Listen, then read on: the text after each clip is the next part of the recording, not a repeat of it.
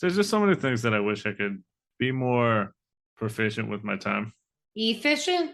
I guess that's the word for it, right? See, I would Mm. know that if I had more time to learn. Ah, But I got to do things like tie my shoes. I got brush to your do teeth. things like brush them, floss them, Mm. fucking clip my toenails and fingernails. I keep you up on that. I know it's absolutely insane that these things grow that much. I know. It's a good sign though. Yeah, but also why? I don't know. What are we Because we're doing? wild animals. What are we doing that our fingernails keep growing? We are wild animals. Rawr. Yeah, but I ain't scratching trees. Well, that's why you gotta clip them. Maybe you should start scratching some trees, and Oh then you won't have God, to can you clip your imagine how fingernails every bad two that would weeks. feel? I don't know. It might feel good if you do it on the right tree. Oh God, I got a chill down my spine just thinking about it. But like, even I'd go as far as saying eating. Sometimes eating just is in the way. Eating as a luxury is very nice. Uh-huh. Eating as a necessity to maintain life, not fun. Could do without. I know. I had a peanut butter and jelly sandwich for lunch today, and I ate, and you know I do this. Mhm. I ate like 4/5 of it, and then I just had that like last little nub of like crust and PB&J left, and I was like, "This is disgusting. I can't eat another bite." Boobed you? Yeah. I'm revolted. Oh God. Sometimes food is just like that too. Mm. I don't think I've said it on the pod, but I have so many foods where I've been infatuated with them, Mm. then just dropped them. Ah, I've Chef never eaten it. Boyardee. The Chef Boyardee story. Mm-hmm. When I was a kid, I want to say young middle school Eddie, Chef Boyardee was my life. My mom had recently bought it for me and my brother for the first time. We was all about it. Mm-hmm. I want to say we had it at least once a day, Mm-hmm. if not 4 times a week. Yeah. Redonk. Mm-hmm. And I vividly remember one day I got up from the couch in the living room. It was just me and my brother at home. I was like, I'm gonna make myself some Chef Boyardee. I am hungry. I was legitimately hungry. Mm-hmm. Got the can, put the pot on the stove, turned on the stove. I know some of you are thinking, wow, who does that? I do that. Want the pot a little bit hot before any food goes in. Know what Mm-hmm. I'm saying? Sure. Pop the top of the Chef Boyardee, peel it back, take one whiff of it, and throw it in the trash. And I have never eaten Chef Boyardee since. And that's a promise. I 100% fact. Do you think you would eat a Chef Boyardee right now? I if mean, somebody gave it to you? I guess, but the thought of it is not appealing at all. Mm-hmm. And yeah, I just took a whiff of it. And in my mind, I said, nope, I'm good on this for the rest of my days. And there it is. And that's it. Sorry, chef. Boy, are we done with this food. Fucking God damn, put it on a shirt. Boy, am I done with this. Yeah. Chef boy, I am done. With this. Mm-hmm. Yeah. Mm-hmm. Love it. Love it. And scene. Oh, nice. And scene productions. I'm going to jump off a cliff.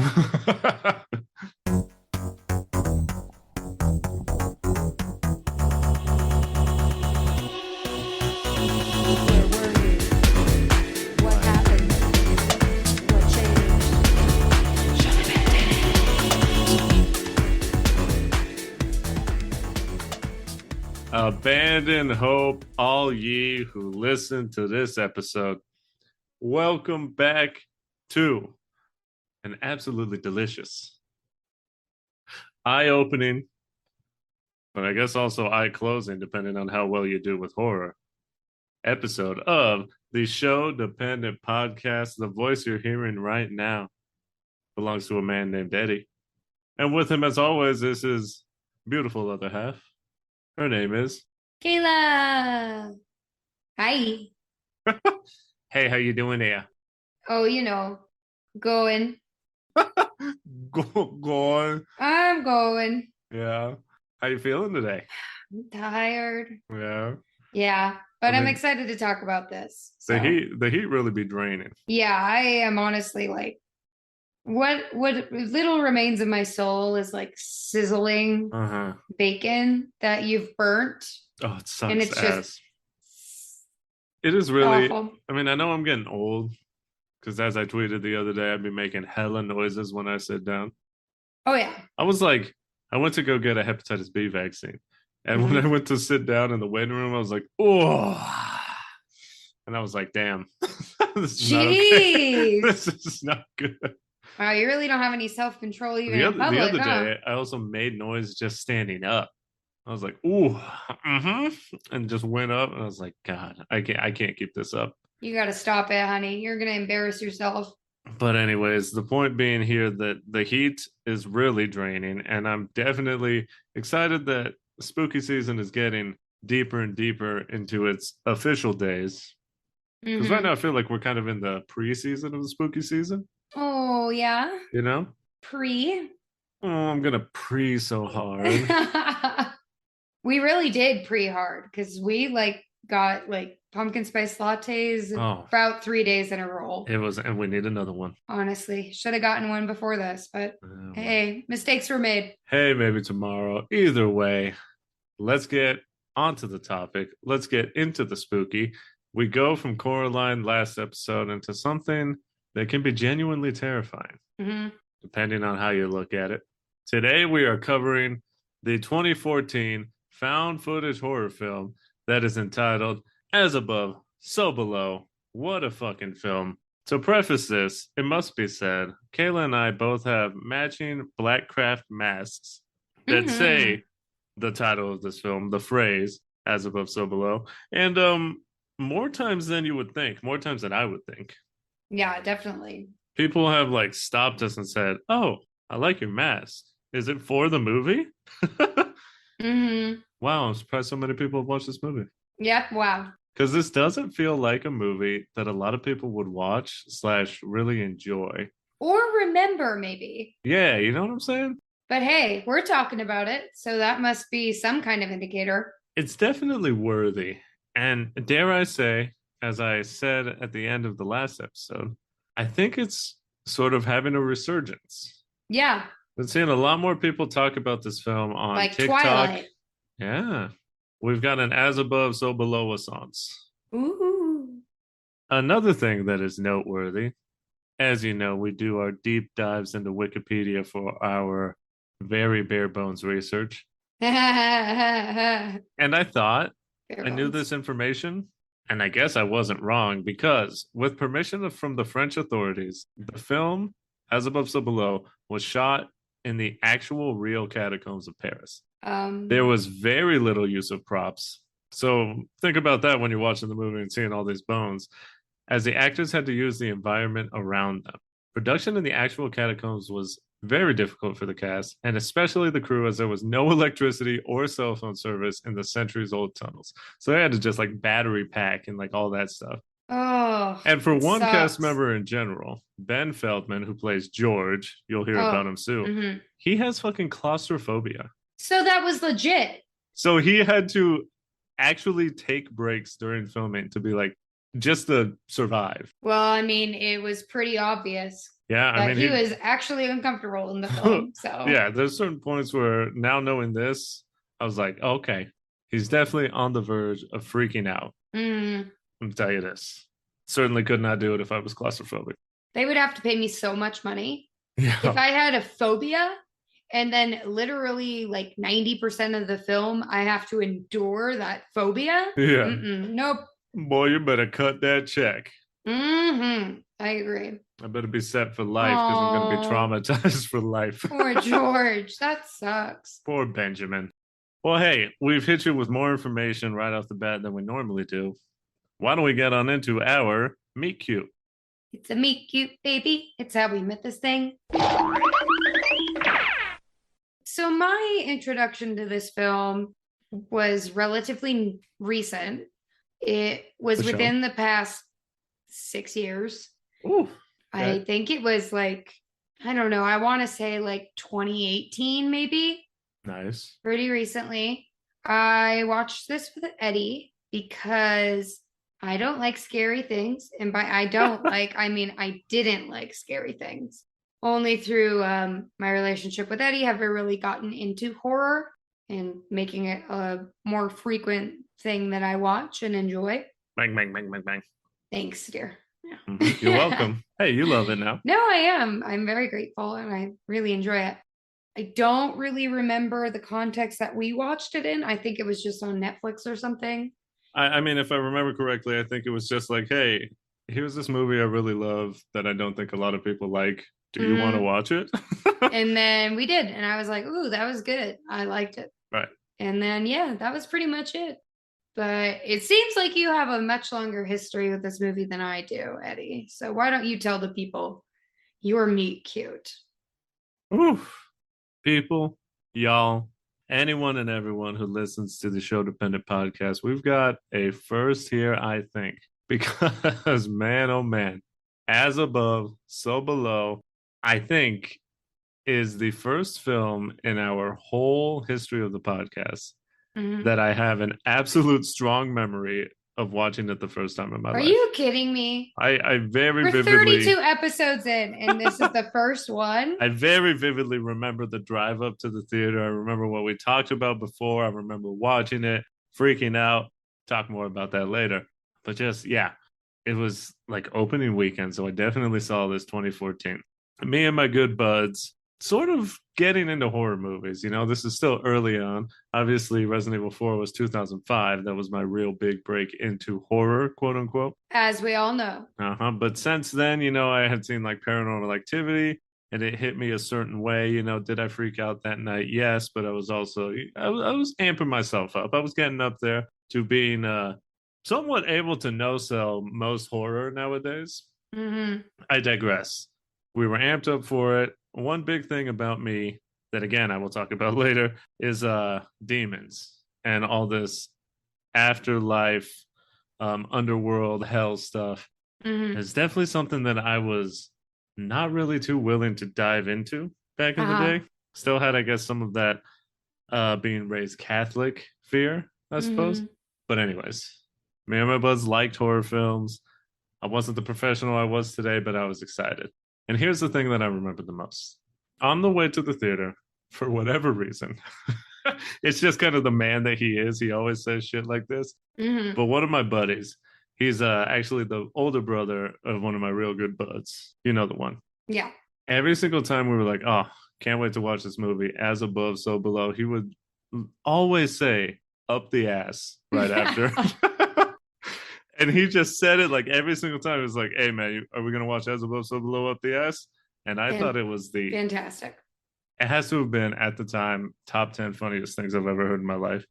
I mean, you still say it today. So I was about to say, legitimately, when I think about this film and I say the title, say up the ass 99% of the time. Yep. I don't. It's just call me a child, whatever you want to call it. I think it's fucking hilarious. All right, we go from the meat cute to the meat of the pod. Oh. Called Getting to Know Each Other. Getting to know each other. Ooh la la. All right, so the people we should start off talking about are our two leads, and we'll fill in our other characters as well. But Scarlett is a character that I kind of struggle with. Oh. Because I really appreciate her, but it seems like all of her strengths are also her weaknesses. Ooh, okay. Well, do tell. Scarlett's a woman in STEM. Queen. Which we love. Absolutely. She speaks way too many languages. For sure. Except for Aramaic for some reason. Gotta have a little plot. Yeah. We love an archaeologist. Yeah. I mean, she is hot. She is very pretty. I like her a lot. But from the jump of the film, we know that she's a rule breaker. Yeah. And she's reckless. And she does a lot of things that are highly questionable in the pursuit of higher knowledge. Or, you know, getting into the real truth of everything. So I mean, as a white woman, emphasis on white, she be doing what white people love to do, and that is illegally going into brown people's areas and looking at / stealing their shit. Yep, absolutely. Absolutely. She is definitely all about that because, as Kayla said, It's in the pursuit of a higher goal. Mm-hmm. So that excuses it in her mind, whether it does to you or it doesn't. You know what? It's your decision. But Scarlett is definitely a whole lot right off the bat. Oh yeah. What would you say her alignment is? Oh, she's definitely like a chaotic fucking neutral. Mm-hmm. I You wouldn't mean, think. I guess it wouldn't be lawful neutral. she immediately breaks the law. That's like the very Yeah. first thing she does in this Mm-hmm. film. Yeah. She like So sneaks no, I don't think. into Iran, Yeah. right? Uh-huh. Yeah. It's And I a mean, to be disaster. fair, the military there apparently was going to blow up what she was looking for. But I don't know, still a bit strange to be like, oh, I'll do whatever I want because I deserve it, and this is what I Because think. I am a white woman in pursuit of knowledge. Uh-huh. Forget whoever gets hurt in the process. Oh, absolutely. And especially forget my main man, George. Yum. Because much like Borders, Scarlett definitely treats people's boundaries with little to no respect. Mm-hmm.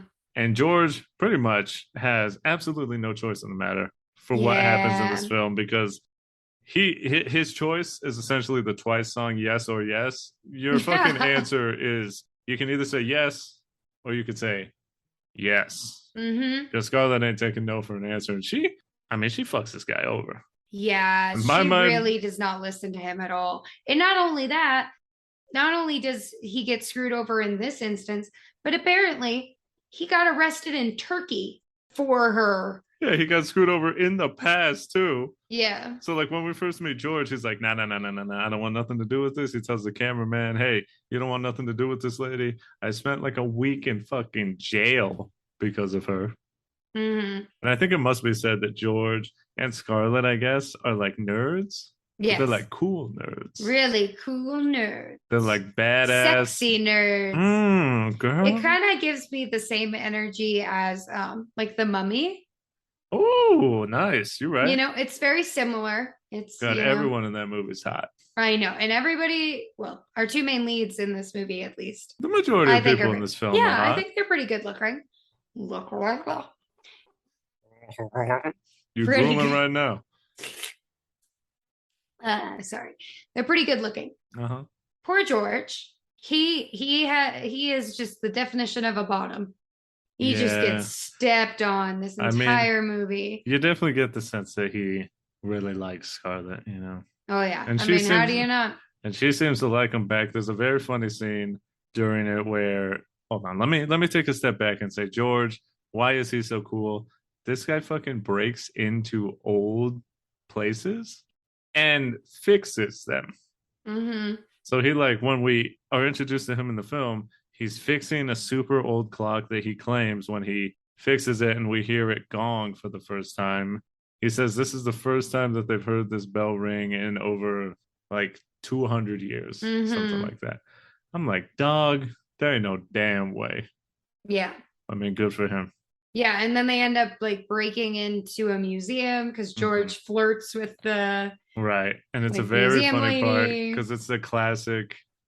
We see George off in the distance. He's talking to this girl. She's a very pretty lady, and then we look over at Scarlett, and she's like, "Oh well, she's very pretty, isn't she?" And just in my mind, I'm just like, she's just saying, "Look at that fucking whore over there! How dare you?" That's exactly what she's thinking. Oh, did you get an answer from the slut? George? Mm-hmm. Did you have fun? The little harlot. Yeah. Oh, man. My goodness. Poor George. The only reason he goes into this is because I don't even think he believes what he says when he agrees to it, though. That's the thing. He said he's only going to translate, but he knows who Scarlett is. Yeah, and he can't help but follow a little juicy trail, What does that mean? I mean, they found her a clue. Juices? Oh, okay. Hey, I'm not saying all that. Probably. But he's a cool nerd. He's the type of guy where he can't just stop if there's something juicy that they just found out, right? Mm-hmm. He can read Aramaic. That's why she went to him. He translates something and they figure out some riddle, and you can tell he's definitely I wanna know more. Mm-hmm. Wanna know more. His famous last words are, I will translate this, but then I'm done. Yeah. Obviously, Man, we still got 87 minutes of runtime, my guy, and you a main cast member. You not done. You ain't going anywhere. Mm-mm. In order to get to the so below part of the as above, so below, up the ass title. Oh God, we're not gonna get into the up the ass part unless we're putting our heads up our own asses, but which we could say some of them maybe did. that's true. But in order to get down there, they need to find some people who are very well versed at sneaking in to the underground. The catacombs. We enter a man who goes by the name of. Wait, we enter a man? We enter a man from stage left. Oh. His name is Papillon, which is butterfly in French. Cute. And his gang is a woman that I think he's kind of with, maybe not, and some other dude. Seems like they're kind of together. Yeah. But they're like badass catacomb divers who go into the forbidden parts of the catacombs. They're apparently like, they get recommended this guy, so he's well known in the fucking like Paris. The scene, yeah, you know? the scene. I mean, they're important as like the driving force, and they obviously get a lot of bad stuff that happen to them. Yeah. But I kind of feel like they're more so just there to get our main characters underground. Mm-hmm. And don't get me wrong, they have really good moments. Yeah. It's just like, I don't know what else do you really want to say about these people. Well, I think that they just do a really good job, like you said, of moving the plot forward. Mm-hmm. And they also provide context. Oh, yeah. Like modern context, because George and Scarlett operate in the past. Ooh. All of their knowledge is like, in reading it in books. They live it out. And they are aware of what's going on currently. They might not be aware of the historical implications of everything that they're touching and being in, but they know what's legit and what's safe and what's definitely not okay. Right. Because they 100% know that there's places they should not go. Mm-hmm. Are they going to go there? Let's find out. Let's get on to the next one, because this for me is like, oh, this is where you're going to word vomit and get super excited, and I'm looking forward to it. This is where I go off, because a big part of this film is alchemy. Let me hit you with a quote here. The path to the Philosopher's Stone is the path to madness. That's right, people. The Philosopher's Stone. The thing from Harry Potter, very famously. Harry Potter. Right? In America, it's the Sorcerer's Stone for some reason. I don't know. I don't know either. But in fact, this is where I'm going to go off here.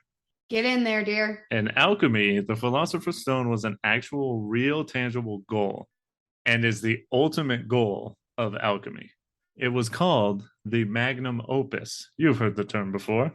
You say it at least once a month. It means the great work, and it was originally tied to alchemy. Alchemy is so fucking dope, guys. Eddie's about to pop off. I absolutely love this shit. Many a time, especially back in the day when I would be at work and I was at a job where I could just sit on the computer for a couple hours and do nothing, I would go down the fucking rabbit hole of researching alchemy. I don't know. It just seems like such a cool thing. And it was really big back in the time when people believed in magic and all that.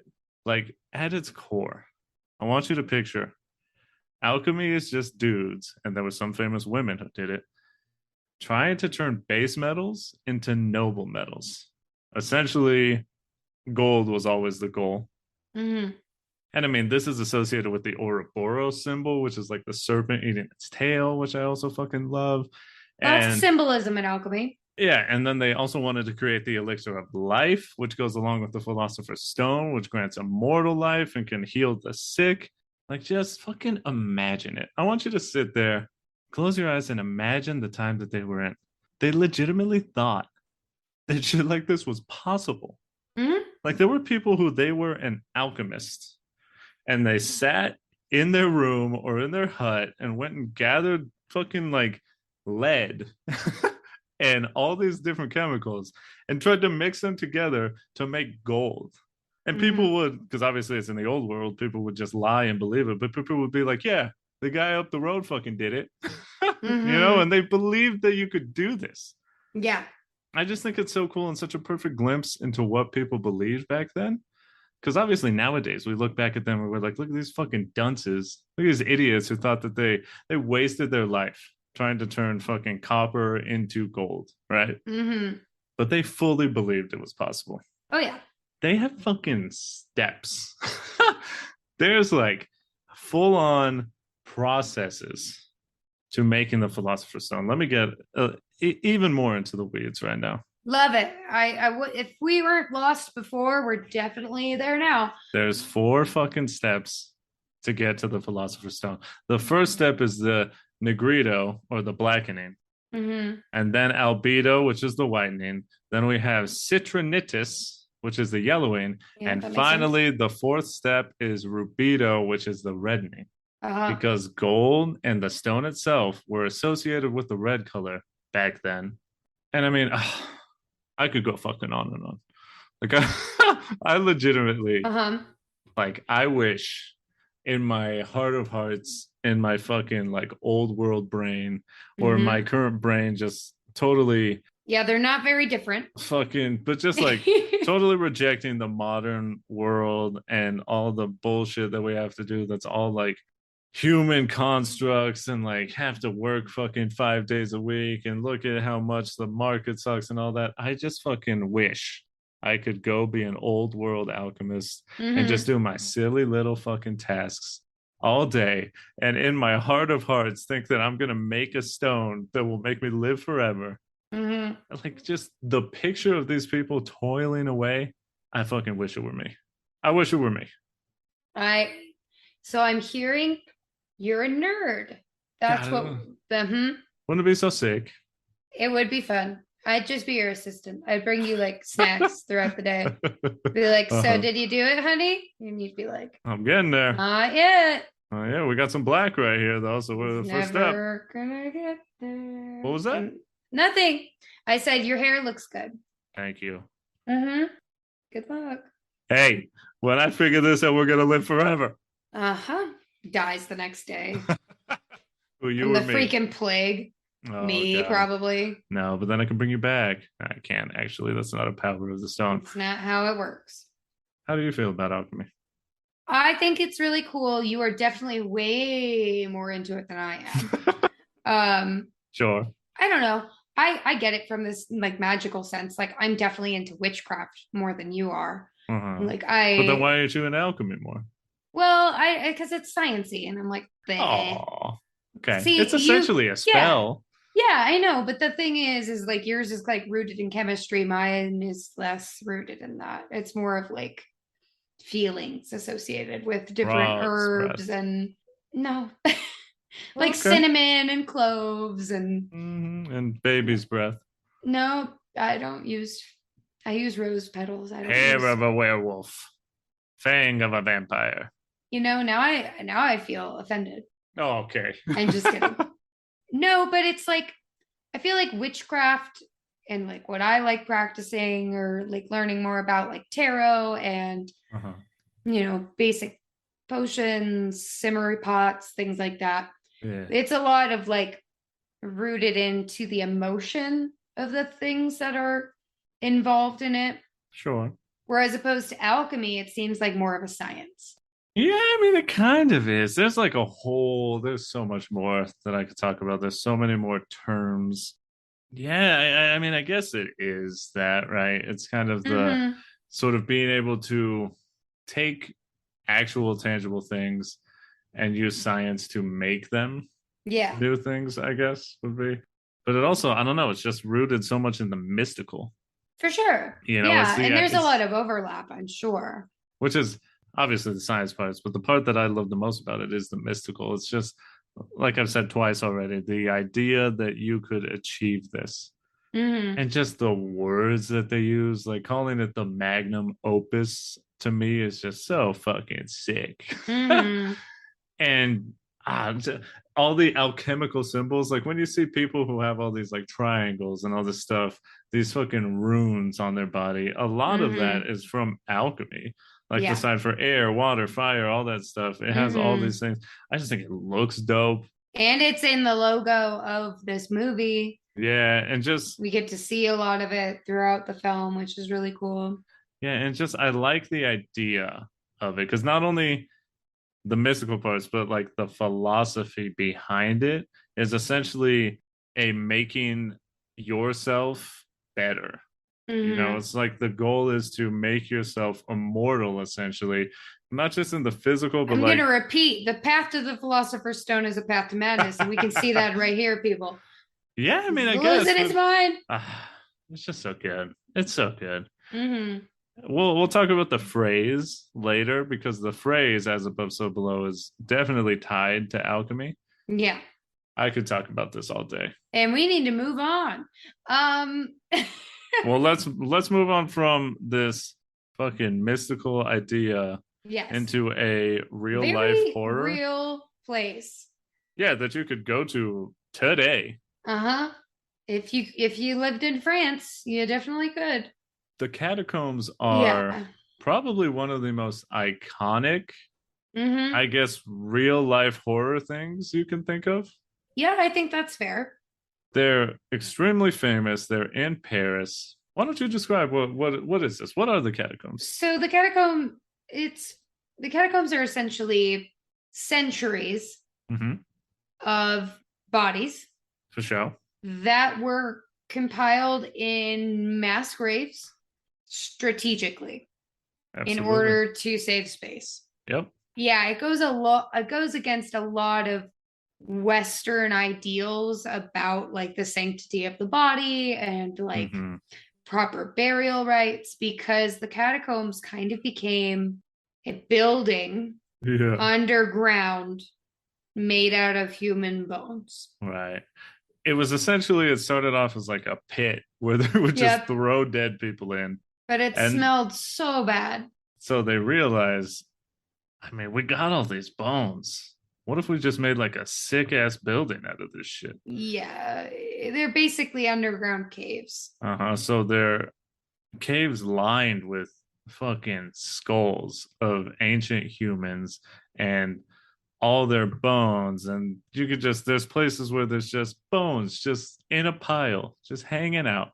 And obviously, Mm-hmm. there's approved places where you can go take the catacombs tour. And that in and of itself, I'm sure, is something to behold because you're just Yeah. among the Ugh. skulls and dead fucking bones of all these dead people, centuries old, and they tell you why it happened, and you imagine all these dead people here, and you're like, wow, this is kind of fucking creepy. Mm-hmm. But the more fun and weird part, I think it's fun. I suppose not a lot of people do. Uh-huh. Is there's obviously forbidden parts of the catacombs, much Mm-hmm. like this movie, where people go, and to this day, people go to the forbidden parts and fucking like party. Mm-hmm. Like it's like this. Think about the coolest people in your high school. The baddest of the badasses, the punks, the Mm. smokers, the skaters, the fucking ravers.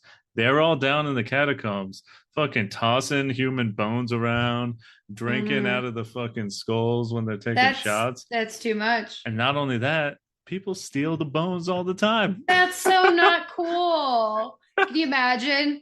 You're like looking down, I don't know, from whatever plane of existence you end up on Mm-hmm. after this life, and you're just like, that's my femur. What the hell? Oh, damn. Braden and Jaden are definitely tossing my skull around. That's not Yeah. cool, man. But I mean, hey, I guess they're not using it, so. Oh, God. What would the names be in French, though? I wonder what, like, a French fuckboy name is. Jacques. Yeah. Jacques sounds like a. Oh. Pepe. Pepe. Jacques and Pepe. Oh, my God. They're fucking my skull. What is that shit? Now you went French Cholo. I don't know how that happened, but that's where it went. There's French gang members, are there not? I know. I didn't think I sounded that cholo. No, it wasn't that bad. But we definitely got more gang towards the end. Would you steal a bone? No, You a no, witch? No, you're a witch. no. I would be too concerned about the energy attached. Like if it was a family member's, yeah. But if it Oh, was how would like you just know? a stranger, I don't know. It's from the catacombs. You're not going to know who it is. The I centuries know old. that's exactly. That's why I'm not screwing with that stuff. All right. Part of me feels like I might maybe steal a bone. I think what I would do is I'd leave a bone there. Excuse me? You heard me. I'm going I'd to cut take off like my wisdom. arm and put it in there. No, I'd take like one of my wisdom teeth and I'd I leave guess it in the those are catacombs. bones. And then part of my body could always be in the catacombs. Wow. So then when you pass on, you can go back to the catacombs. Yeah. Wherever my bones are, I may move to. I feel like if I was in the catacombs and I was lit enough, I'd definitely have a skull on my mantle. You'd be spitting all over the bones. Okay, well, that's just a natural thing that happens. That's not any disrespect. That's just, I'm just saying. I'm just spitty. Well, regardless of how you feel about that, and you can let us know, or let us know if somehow someone listens to this who has gone to the catacombs, especially the forbidden parts. I do want to say something, though. Yeah. One last real world thing before we talk about what they do in the catacombs in this film. Obviously, the catacombs are dangerous. And they talk about this in the film. They say you could get hurt down there if you run out of food, if you run out of batteries for your light or water. Very, very dangerous. Or if you get lost. And speaking of that, there is a infamous video of a man who I can't remember if he was YouTube or he just did the videos and posted them on the internet in a time pre-YouTube, however that worked. But there's a very famous video of a man who was exploring the catacombs. Real spooky, so let's settle in. You see him just exploring walls, exploring empty corridors, darkness. He's got a light, obviously. And then at some point, he goes from walking to running. And as you watch the video, you just see him running, and he's like sprinting and running and turning corners, seemingly without a purpose, seemingly without even thinking about it. So you can imagine, and most people think that he's lost and he's panicking. But it gets even weirder because at one point he drops the camera and you just see his camera fall down on its side, classic horror movie style. And he fucking runs and disappears around a corner and he's never fucking seen again. No one has he disappeared in the catacombs. Ew. So obviously someone who was exploring found the camera and they were like, what the fuck? But yeah, this guy is gone. He's never been found. He seemingly became one of the bones. Yikes. Amongst the pile. And the more fun theory is maybe he wasn't lost. Maybe there was something down there with him. Ew. Ew, you gave me chills. Really fucking sick.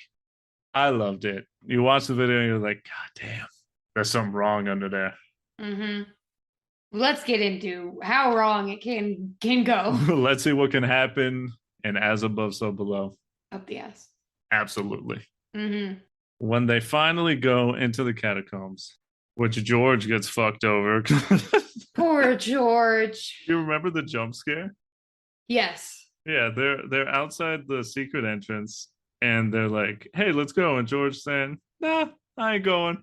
And then fucking Pap just gets blindsided by like a police officer. So they have to escape underground. Obviously, George didn't want to be there. And keep in mind, the actual actor is claustrophobic. So he's freaking out. They go underground. They escape.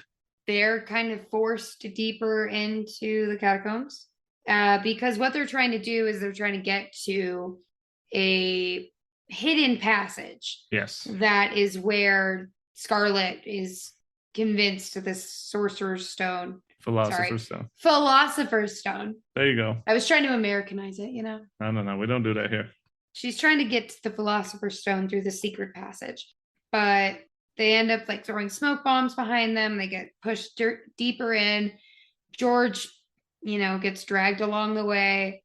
And they end up coming to a crossroad where Scarlet sees what she perceives to be the direction that they need to go in order to get to their end game.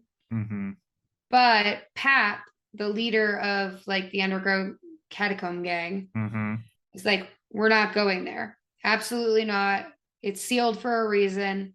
We have a friend that went in there and did he go in or did they just he went in and he didn't come out again. Yeah, their friend La Top the Mole. That's what that means in French. Yeah, no, I'm worldly. I also watched the movie. There you go. He knew the catacombs, the forbidden parts, more than anyone. Like the back of his hand. And there was one place he would never go because he knew it was evil. And it was through that little passageway. Until one day, curiosity was just too much for him. And he went in. No one ever saw him again. So obviously they want to try and not go there. The solution, the better fucking idea, is to crawl on their bellies through just piles of fucking like arm and leg bones. Yeah. Very tight space. Super tight space, can barely crawl. And it's elevated too. It's like elevated against the roof of the tunnel. For sure. Poor Benji. The cameraman, he gets stuck and starts freaking out. And this is like one of the scariest parts, I think. No, you think so? Why? Because it's real. And that's what happens in God. You know, in these situations where people are exploring tunnels and things like that. That is what happens is you get pinned. Could never and be me. You hyperventilate. Yeah. And that makes everything worse. Can you imagine? Obviously there's worse, but this is probably at least a top 25 worst way to die. Oh yeah. And to make it better, they pass by this cult of women. Oh yeah, they're just singing in a dark cavern with some candles, naked. Right. And then looking while at nothing. Benji is stuck, they hear them singing, and he's like, "Tell them to shut the fuck up, man." He's just make the singing stop. Yeah. Oh my god. Yeah, when I tell you, could never be me. You say you got to crawl through that. I'm sorry. I'm out for a good time. I'm out of here. Yeah. No. Bye-bye. Way too intense. But yeah, the claustrophobia factor is super real and very stressful. Especially considering a lot of what the cast did is real. Yeah.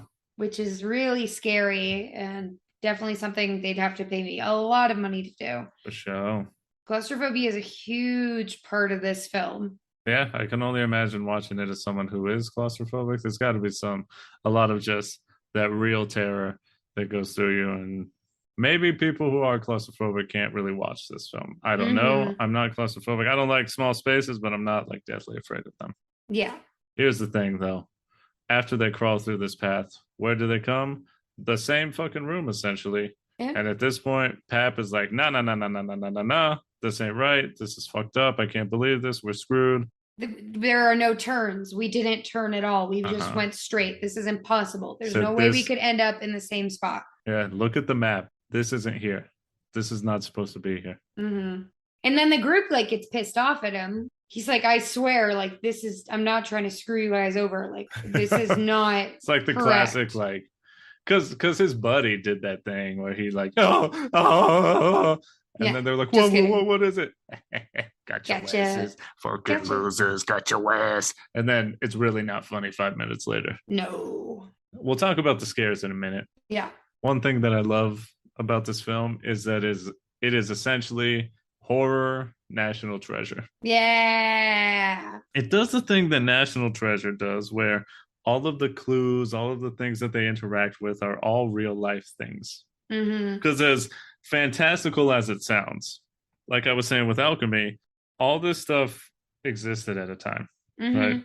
People actually thought that the Philosopher's Stone was real. Nicholas Flamel, the guy who, again, is from Harry Potter, but also was a real guy who people believe made the Philosopher's Stone and is immortal now.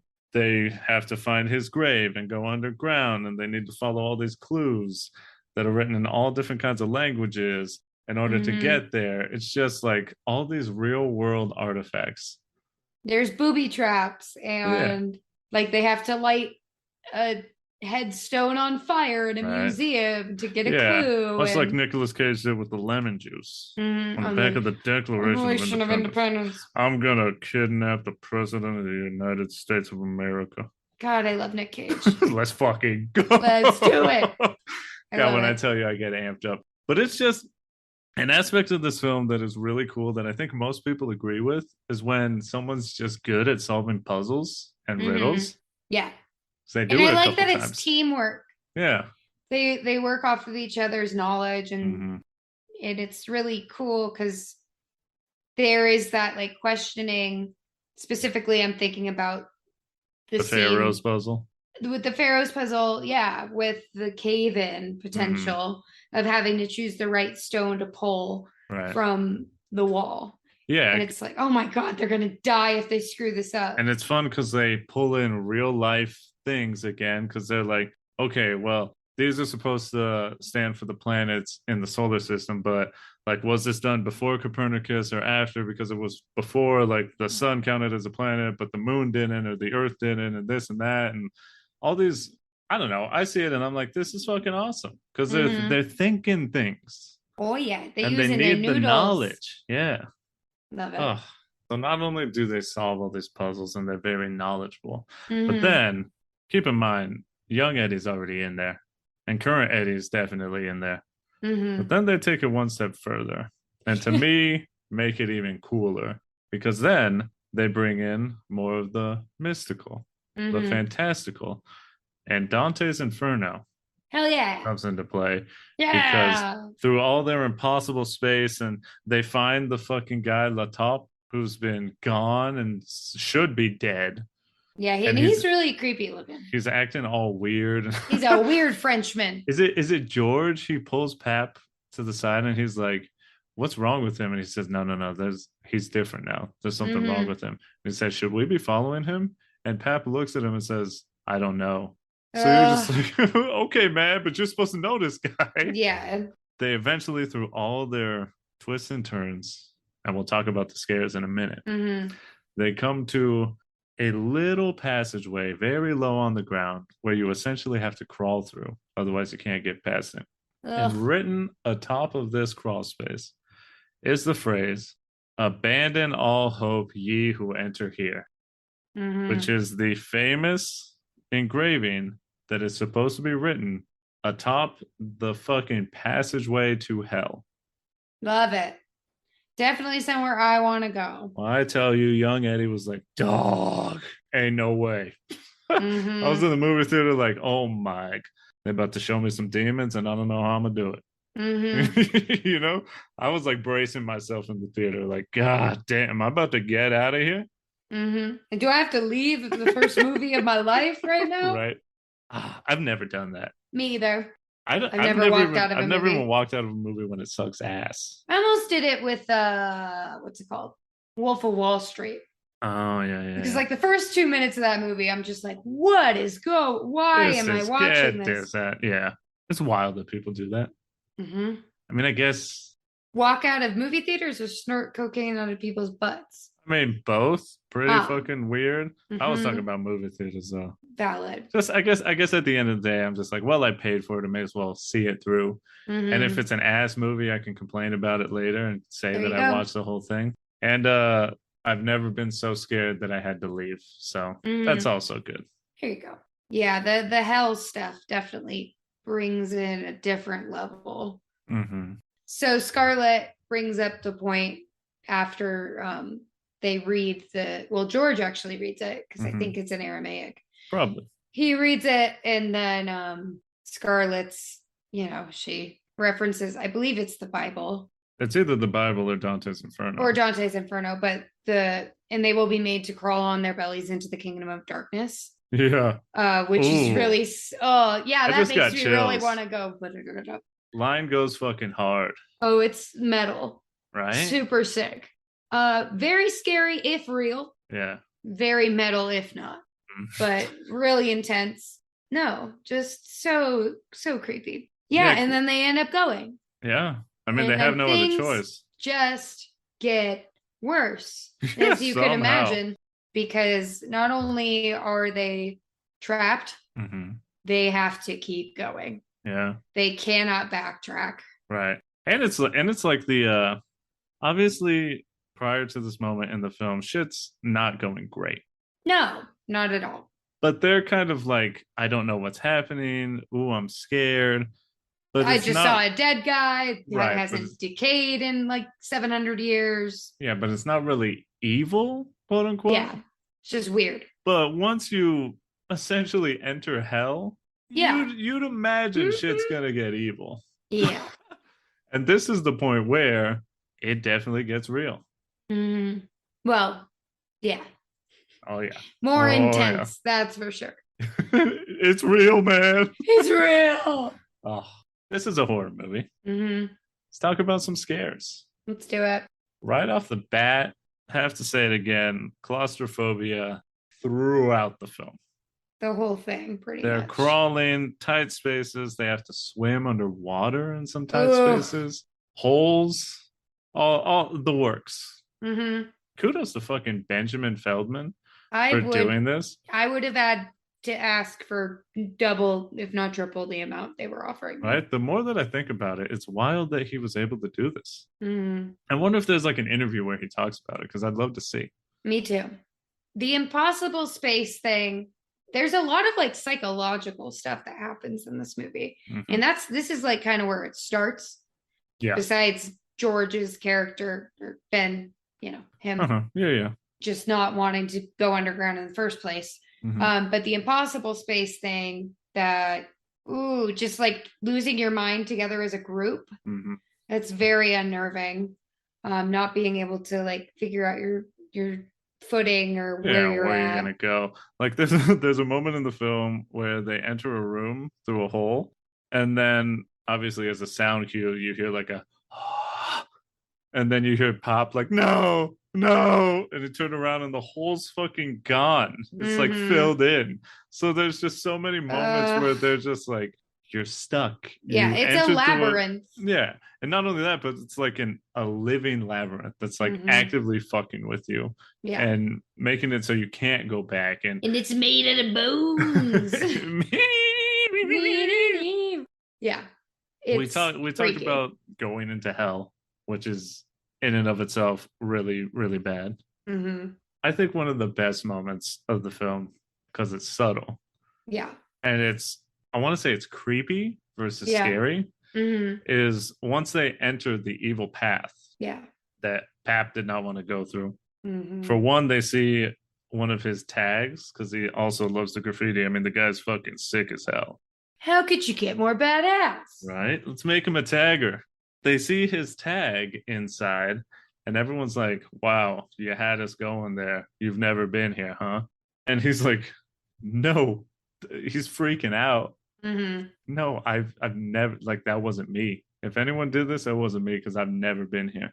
Mm-hmm. And perfect timing, underground in the catacombs, they hear a fucking phone start ringing.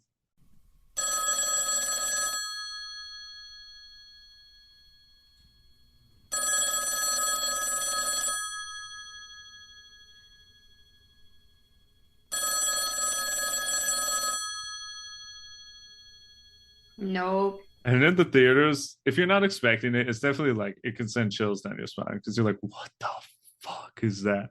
Because they make it a huge point. Mm-hmm.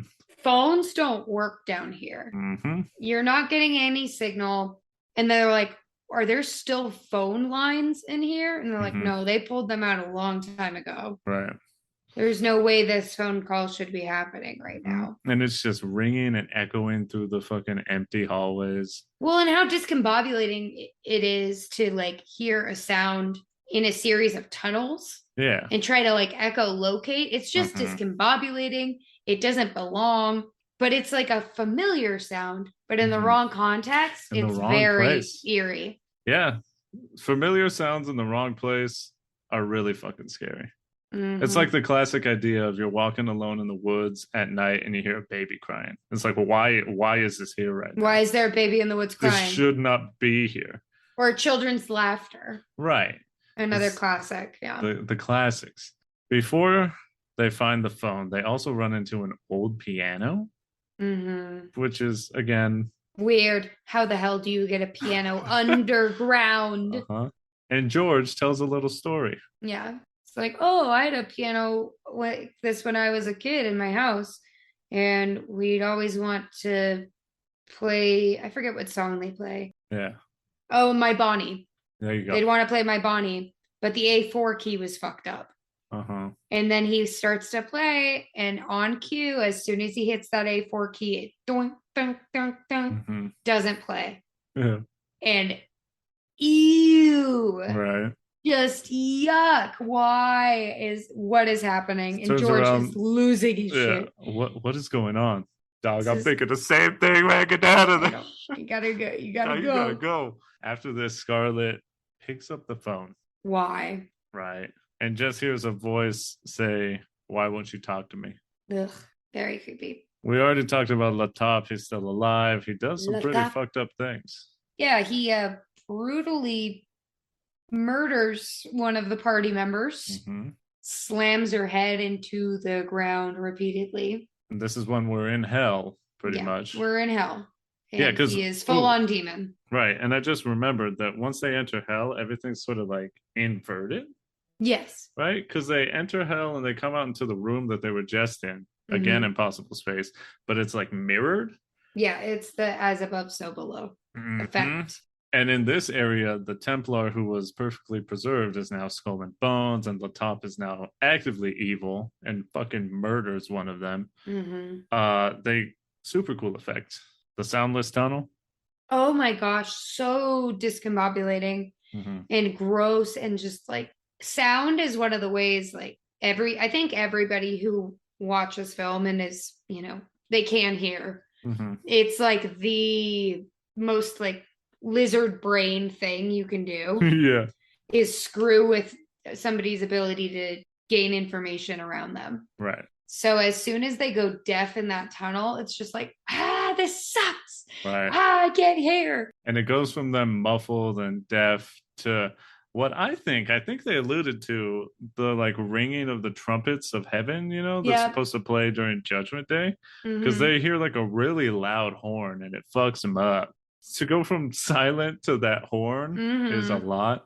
Once they enter hell, obviously everything is intensified. And can you tell us about George and his brother? Yeah. So the basic reason that George didn't want to go underground in the first place is because his brother drowned in a tunnel as a child. Right. And George was there. PTSD, baby. And he was not able to save his brother because on the way back to try to get help, he got lost. Oh. So his brother drowned to death. Heartbreaker. Very sad. Yeah. And so George is, stricken with grief and guilt about this. And, that's the whole reason he didn't want to go down there. Right. And George ends up seeing his brother's like reflection reaching up towards him, begging for help. And it's just driving him crazy because he's trying to like dig through the bones to get to his brother, but he's not actually there. And Tommy! Oh, it's so sad. It really is sad. This movie does a good job of hinting at things. And with some of them, it's much more of a hint / they just don't explain things at all. Which is good and bad, I think, in this film. Yeah. Well, the people that are less important definitely get less of an explanation. Right. Which makes for fun scares, though. Yeah. I mean, some random some action. Things need to be sudden. You're right. This movie's definitely very psychological. Yeah. With the scares. And I think, and you had said this is the moment of the film. So I'll let you describe it. But Pap, or Pap. Pop, his moment is really fucking good. Yeah, it's gorgeous. I know it sounds weird to say, but it's like a very beautiful like scene. I don't know how to really explain it, but everybody's kind of facing their own inner hell, the thing that bothers them the most about their life and their biggest like regret. So what happens is they've just gone through another trial, basically. Right. And they are coming to a turn in the catacomb, and you just kind of see like this orange light coming from around the corner. Right. And you hear this like crackling, and then they finally turn. And the music is crescendoing. It's getting louder. It's crazy. And then you see a car on fire. And there is a person inside looking at Pap. And he is losing it because all he can say is, it wasn't my fault. It wasn't my fault. And then Pap gets like sucked in to this inflamed car, and then it pulls into itself and disappears, but drags him under. Right. And it only leaves his feet like sticking out of the ground. Like this car fire inferno implodes with this man. and you're just left like, because earlier we saw that he had burn marks on his hands, Yeah, on his or on his hands. wrists. Mm-hmm. And I like that they say enough to where you can assume what happened, but they don't have a moment where he's just like, oh, when I was younger, I was drunk driving and I killed my someone. friend in a car. Right. Yeah. And I think it's just so effective. Mm-hmm. Because you picture it in your head and you can assume and imagine the fucking guilt that this guy felt. Yeah. And then to be confronted with that face to face is terrifying. Very scary. Very well, also just like from an aesthetic standpoint, it's like very memorable. Oh, it's so striking. Like you remember the flaming car and just like, well, and it's in such a tight space. I want to know how they did that because, like, from a safety standpoint, extremely dangerous. Oh, yeah. They are in a compact room with a car that is completely on fire. Yeah. It makes me wonder if it was like CGI or how they did it. They probably that they probably didn't do in the catacombs. Yeah, I would put the car under there. Get it in there. Go on, shove it down now. Very scary. After this, because they're down to 3 people left. Very interesting trio. 2 of them make a lot of sense. The third guy, I definitely wonder why he was the one. I feel like maybe Pap should have been maybe left third. Maybe. Who knows? But it's Pap's friend who he kind of doesn't do too much, but he's there. And they're in fucking hell. Yes. Because they enter a room, and for me, in the movie theaters, young Eddie, I was freaking out. Because they enter a room, and as they're walking by, there's just a person in a fucking cloak that walks by, and all of a sudden they're not alone. Right? Because obviously they had Latop, but he's long past. Yeah, he's gone. But this thing is definitely not human. No. And then they enter a room that just has a chair in it. Ugh. And then as the camera turns, there's a hooded, like all white demon essentially sitting on this chair. And I remember when I was a young Eddie, I was like, is that fucking Satan? Like, what am I looking at? And when I was younger, I was scared of a lot of things, but what I was definitely never gonna fuck with was demons and all that shit. Now I'm obviously more chill with that in a lot of ways. Demons, I'm chill with them. It's fine. We're cool. We're hanging out. It's fine. We do a little fist bump every now and then. Say what up. Do the nod. Like, hey, dog, how you doing? But I was definitely internally freaking out and like trying to hold myself together because I was like, dog, I swear. It was like right on the precipice to where if they did like somehow took it one step further, I was ready to like maybe be done. Well, and I think the thing that bothers me the most about that scene is that the creature, whatever you want to call it, demon, refuses to look at them. Yeah. It just gets to the point where it's like, am I going to see this thing's face? Like, is it going to attack them? What's going to, it's the line that they hold that drives you crazy. Yeah. Oh, God. And they have the fucking demons walking around. There's wall demons. Oh, yeah. Those things are freaky. It reminded me of Rainforest Cafe. God, your mortal enemy. Honestly, triggered from the jump. Is that one of like the scariest things in your life? Yeah. Like, I mean, I don't really remember it, but you're traumatized, it's enough that apparently. I'm traumatized. Yeah. Because I was like 4 years old. That is a deep fear you got. Oh, yeah. If you don't even remember it, but you're like, no, thank you. No, very bad. Yeah, very, very bad. Trees. And it's specifically the trees that freaked me out. Oh, gorgeous. I remember when you remember that like I know the commercial. Yeah, the Ticketmaster tree commercial. I got triggered when that thing came out. Like I genuinely cried. And I was like 17. God. And I was just like, what is going on? But yeah, and then my dad's like, oh yeah, you didn't like the trees in Rainforest Cafe either. And I was like, what do you mean? And then he's like, yeah, when we were like 4, we took you to Rainforest Cafe and you couldn't even handle it. So we had to leave. You were so freaked out. We had to cancel dinner. Well, yeah, I was crying. Of your ass. Hey, you ever heard of the game Five Nights at Freddy's? It was like that, but with the trees. They Mm-hmm. kidnapped you, and I don't know. We found you a couple days later. Who Yep. knows? Food was good though. Mm-hmm. Delicious. Oh, wish I could go back, but Yeah. Faces in trees. If they can talk and move, we've got a problem. oh man. Yeah. So yeah.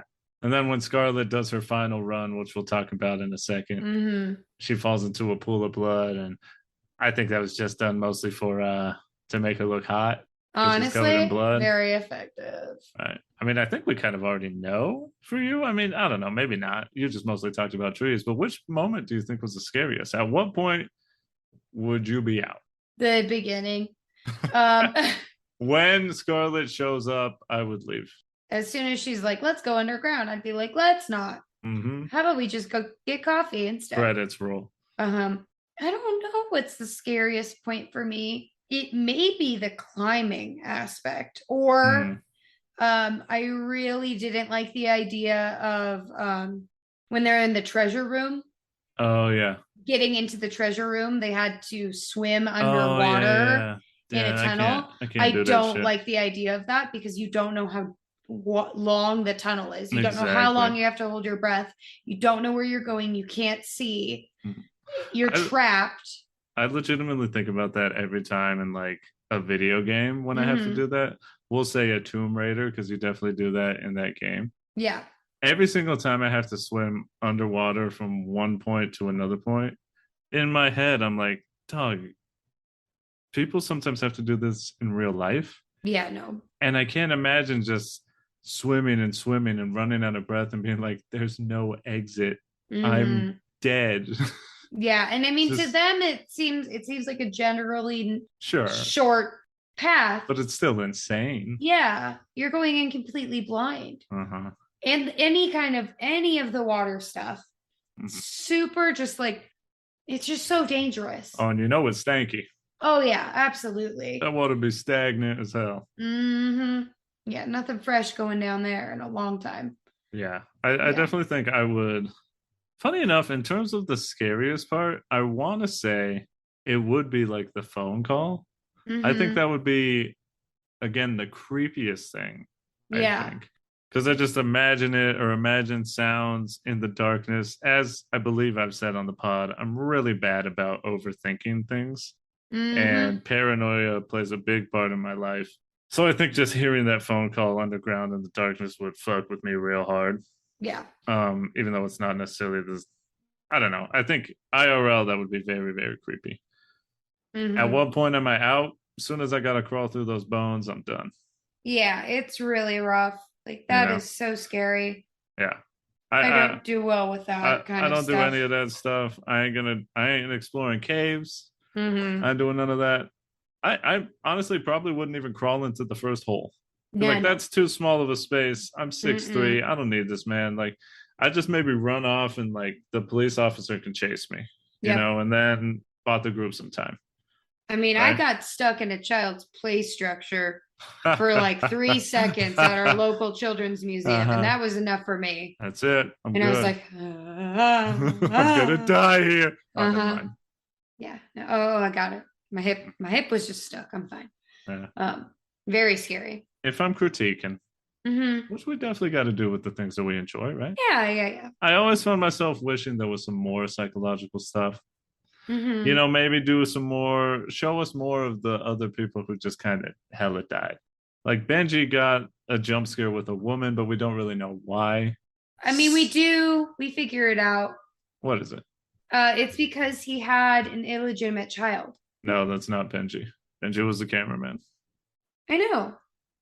He died by falling down a hole. I know, because she jumped at him with the baby. Yeah. No, but he's not the one who said he had an illegitimate child. That was the random guy at the end.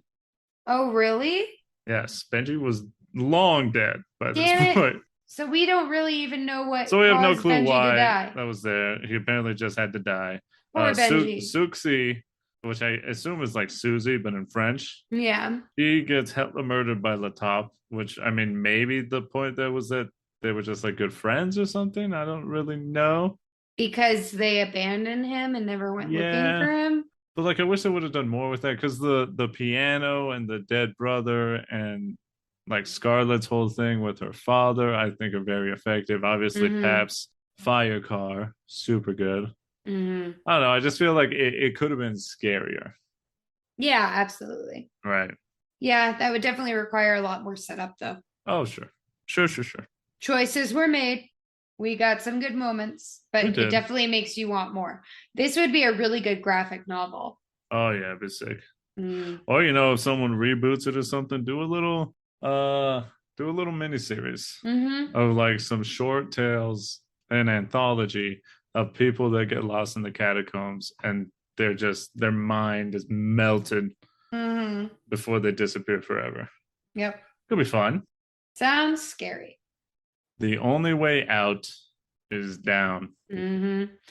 I'm gonna get deeper, deeper, deeper.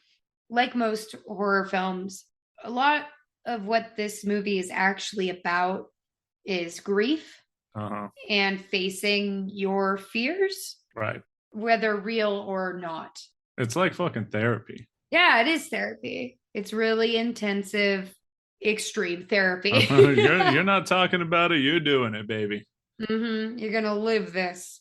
They hit a point where George is on the brink of death. He's taken a really intense cut to the neck. You got bit by a wall demon. It happens to the best of us. Yeah, sometimes they catch you. Most of the time I can slip them. Yeah, poor Scarlett. She obviously loves George and does not want him to die. They've already lost 75% of the party. Oh yeah. But she thinks because spoiler alert, she found the Philosopher's Stone. Oh yeah, that thing. Yeah, that happened.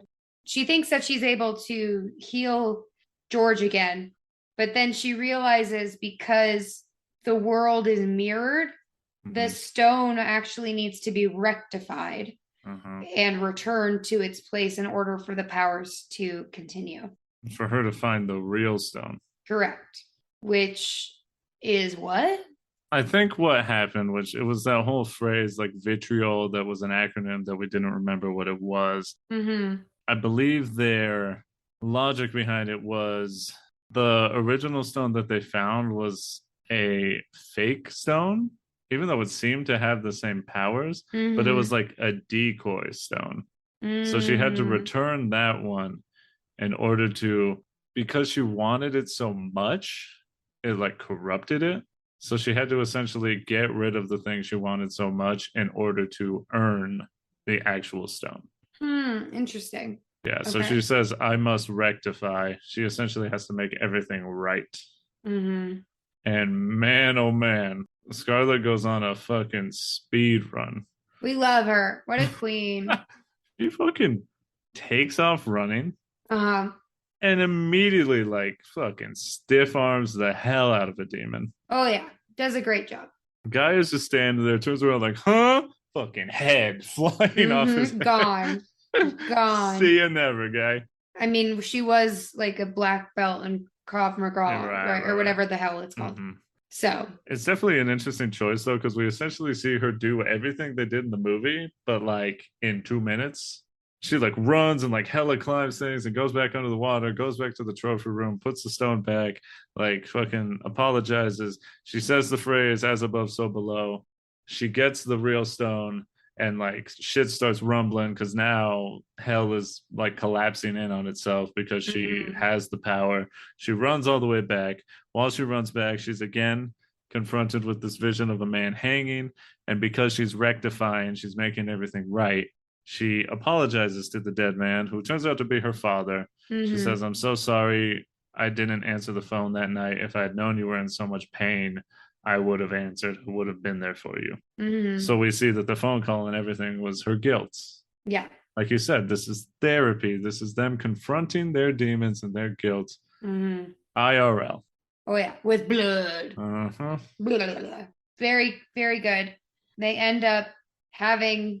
Well, George is resurrected, basically. Yeah, the Philosopher's Stone works. Yeah. She lays hands on him and he comes back.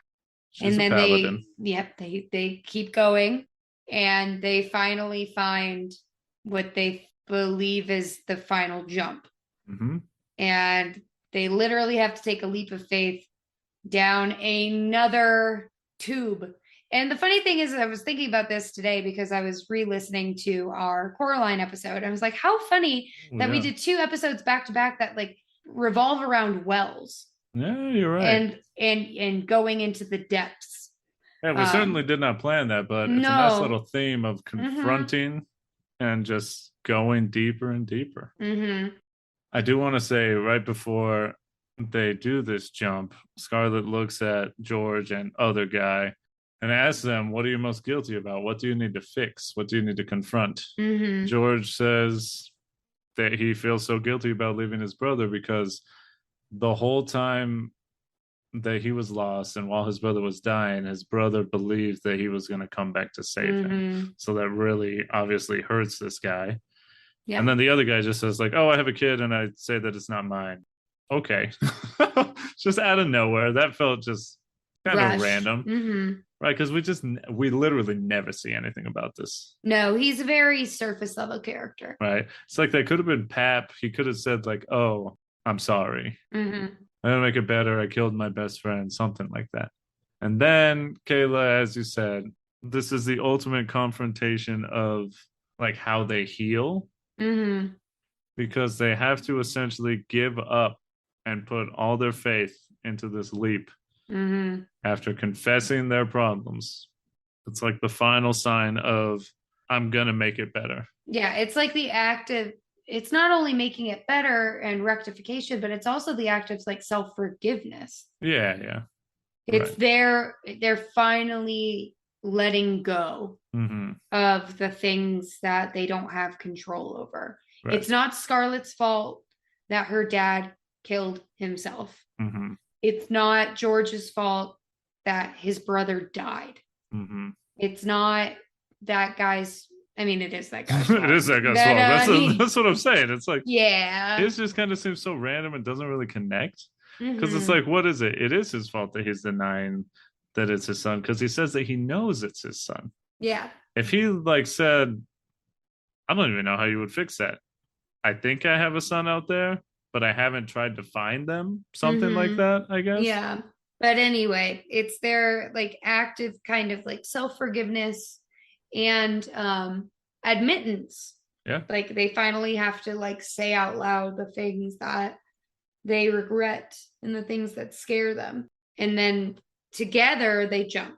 And then they end up One more impossible space. They are looking down at another hole. A hole. How? And they pointed out, they're like, we've just been going down and down and down. They were saying we got to be like 1,000, what is it, meters? Yeah, something under like the that. Surface, or some ridiculous amount.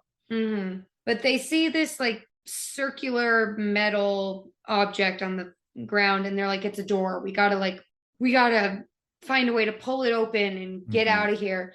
And they're trying to pull, and then they finally like one of them pushes on it, and then it gives some light. Yeah. And they're like, what the hell? So they figure out that they have to like push it down, but they're actually not pushing down, they're pushing up. Oh, it's very fun. Because they're pushing down on a manhole cover that in real life is being pushed up, and they move it to the side. Kind of feel like this would be a fun behind the scenes thing to see, because they climb down but up. Yeah. Out of the manhole. Yeah. Looks wild.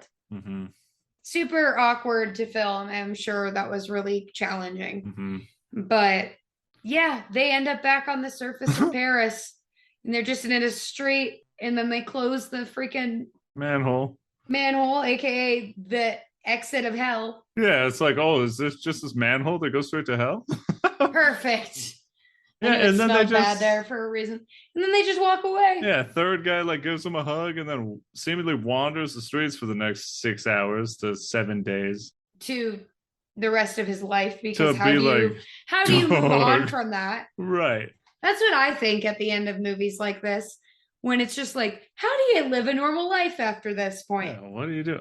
Everybody's gonna think you're insane. Good for them, I guess, that the camera was still rolling, so they still have the footage. Yeah, right? I guess. Yeah.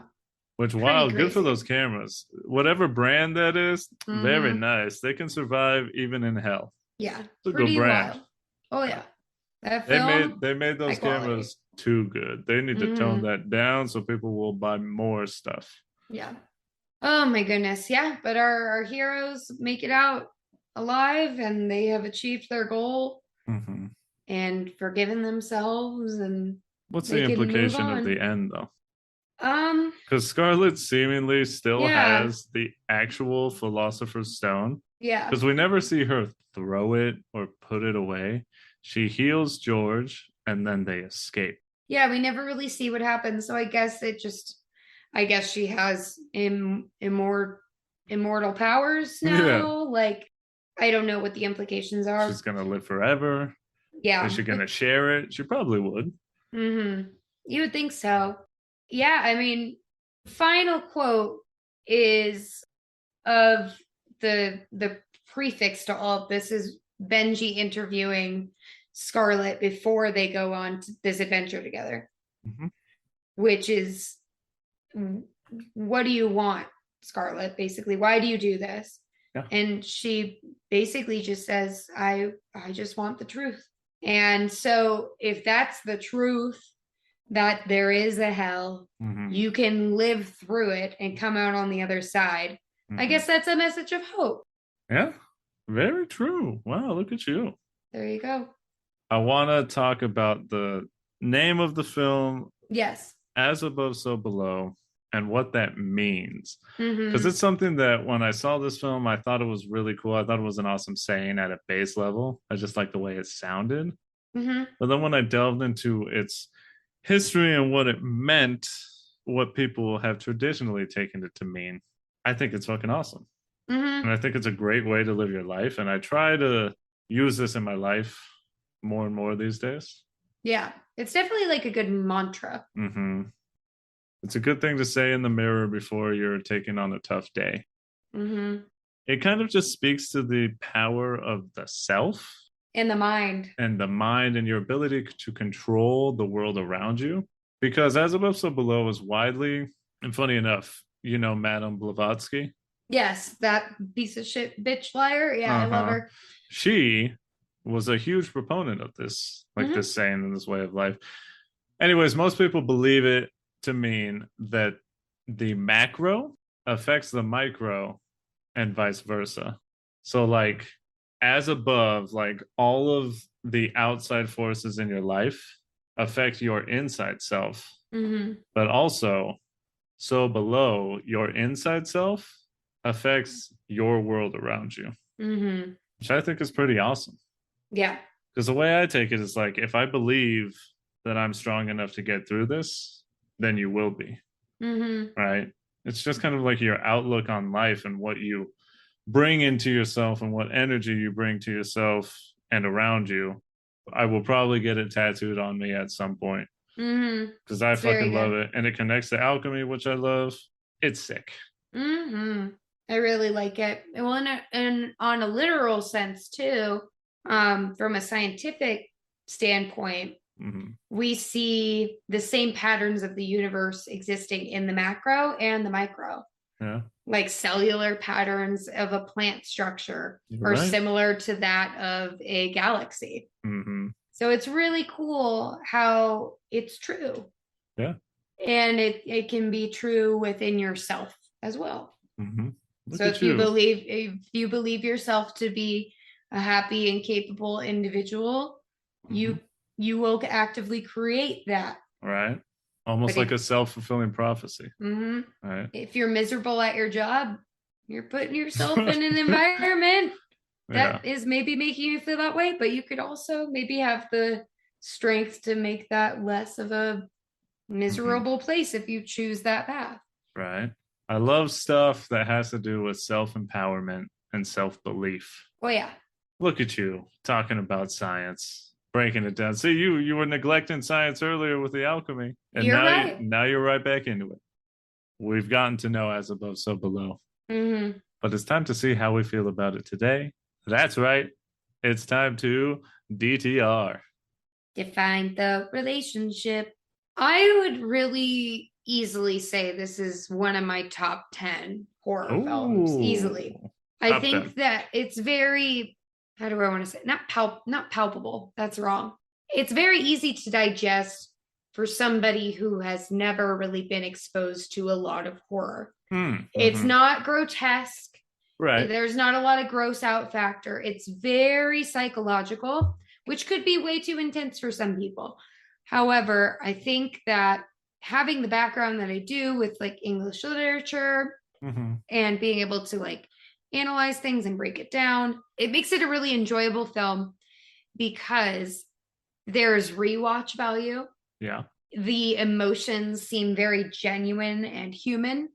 You know, it's not a slasher film. We're not running away from the big bad who's chasing us after a knife, you know, like we're running away from our shadow selves, which is the scariest thing because we can escape a predator or a person that wants to harm us, but we can't escape ourselves.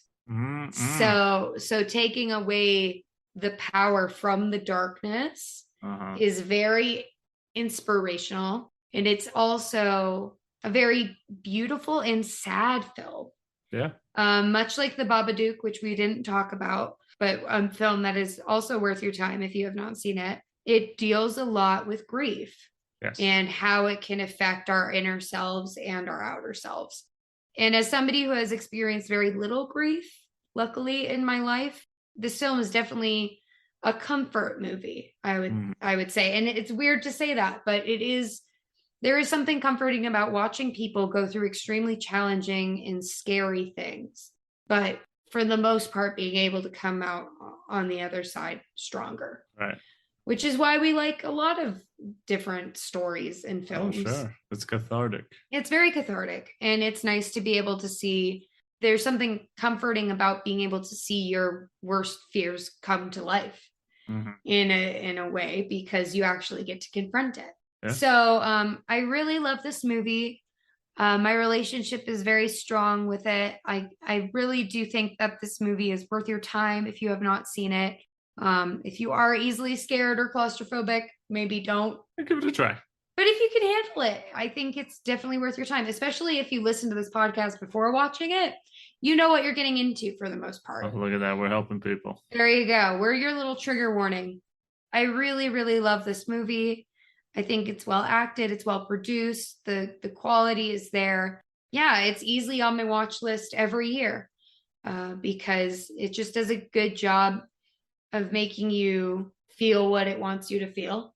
And at the end, you get to turn it off, and it's something that you can think about, but not be afraid of, which is my favorite kind of an ending. As I think about it, I believe it's pretty hard for me to not say that I'm show dependent with aspects of this film. As a whole, it's definitely one of my favorite horror movies, found footage movies. I think it's super fun. I like that it's getting more love these days, and people are talking about just how good of a film it is, despite it not being perfect. Not everything can be Kokomo by the Beach Boys. The things that I'm very passionate about that are from this film, I feel like are a huge part of me. I mean, I talked for way too long about alchemy and like all the little terms and stuff about it. I legitimately think it's awesome. I love the idea.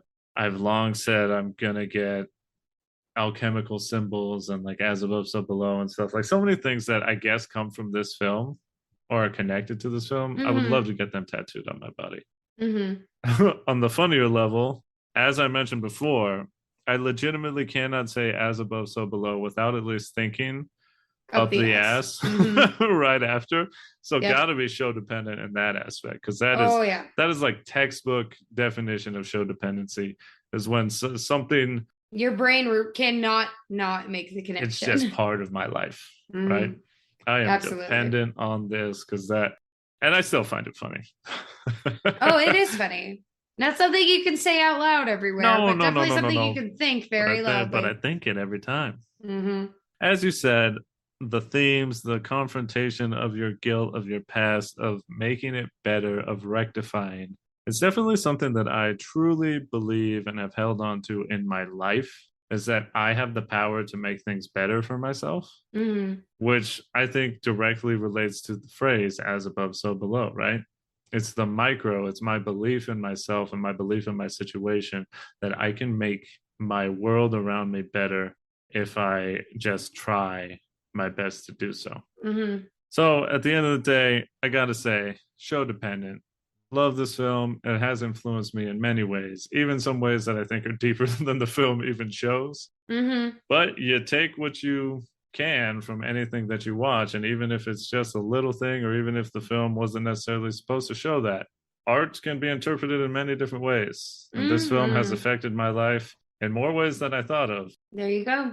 Spooky season is so deep this year. I like it. I mean, that's horror in and of itself, right? That's why we like it. It allows us to confront our demons, to confront what scares you, or to confront real life things like grief, depression. That's why we love horror. It allows us to live that out. And like you said, Kayla, I think you said it so beautifully. It allows us to see it and to see it work out, to see that we can get through it. Thank you so much for listening to the Sho-Dependent podcast. If you like what you heard, please give us a follow, download, spread the word. Go to the catacombs in Paris, France yourself. Go party down there and tell all your mates before or during your stealing of bones that they should listen to the Sho-Dependent podcast. Yeah. Tell them they could find it on Apple, Spotify, Google, wherever you listen to podcasts. We will be there. You can also follow the podcast on Twitter, on Instagram. It is at Sho-Dependent Pod, SHO Dependent Pod. If you'd like to follow myself, Eddie, well, you can follow me on Twitter, on Twitch, at Victor V Sweet. My other half, where can you be found? You can find me at the entrance of the catacombs, not going in because it's too spooky. But I will be selling maps outside.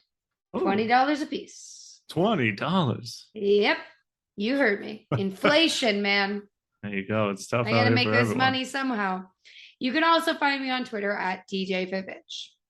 Next time on the Sho-Dependent podcast, we will be discussing the 2002 film Signs. Yeah, it's time to get into something that legitimately terrified young Eddie. And something that also legitimately terrifies old Eddie. Fucking aliens. Yeah. And we're going to talk... Having sex with aliens scares you? I mean, that is also intimidating. That is very... a lot of pressure. Yeah. It's a lot of probing. Oh, God. Don't even get me started. Oh, God. But yes, we are going to talk about that infamous scene that anyone who knows Signs knows. And I think any millennial has that scene burned into their brain. Yep. Because it was a moment for me and my friends. But that is next time. As above, so below. As I believe the world to be, so it is.